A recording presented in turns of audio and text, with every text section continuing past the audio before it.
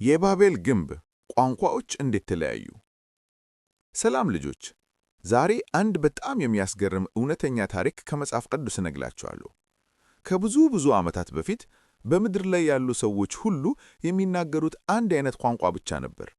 ሁሉም ሰው እርስ በርስ ይረዳዳ ነበር። ሰላም ሲባባሉ ሁሉም ይረዱ ነበር።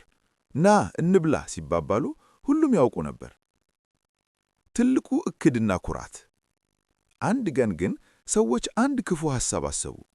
ስማችን እንዲጠራና ዝነኞች እንድንሆን ጫፉ ሰማይ የሚደርስ ረጅም ግንብ እንስራ አሉ። እግዚአብሔርን ለመታዘዝ ሳይሆን ለራሳቸው ዝና ብለው ግንቡን መስራት ጀመሩ። ጡብ አጋሉ፣ ጭቃም አቦኩ። ግንቡም ከቀን ወደ ቀን እየረዘመ ሄደ። የእግዚአብሔር ጣልቃ ገብነት። እግዚአብሔር አምላክ ግን የሰዎችን ኩራት አየ።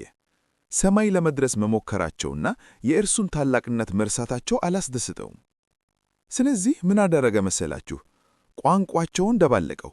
ድንገት አንዱ የሚናገረው ለሌላው የማይገባ ሆነ። አንዱ ጡብ አቀብለኝ ሲል፣ ሌላኛው ምን አልከኝ የሚል መሰለው። መበታተን።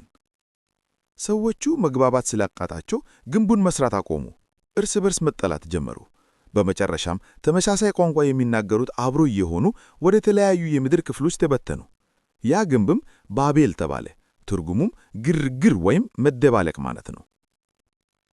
መጠቃለያና ትምህርት። ልጆች፣ ከዚህ ታሪክ ምን እንማራለን? ኩራት መጥፎ እንደሆነና ሁልጊዜም እግዚአብሔርን ልናከብርና ልንታዘዝ እንደሚገባ እንማራለን። እግዚአብሔር እኛ በትሕትና እንድንኖር ይፈልጋል። የዛሬው ታሪካችን ይህንን ይመስላል። በሌላ ታሪክ እስክንገናኝ ደህና ሰንብቱ። ታሪኩን ከወደዳችሁት ቻናሉን ሰብስክራይብ አድርጉ፣ ላይክ ማድረጋችሁንም አትዘንጉ። ታሪኩ ለሌሎች ልጆች ይጠቅማል ብላችሁ ካሰባችሁ አጋሩት።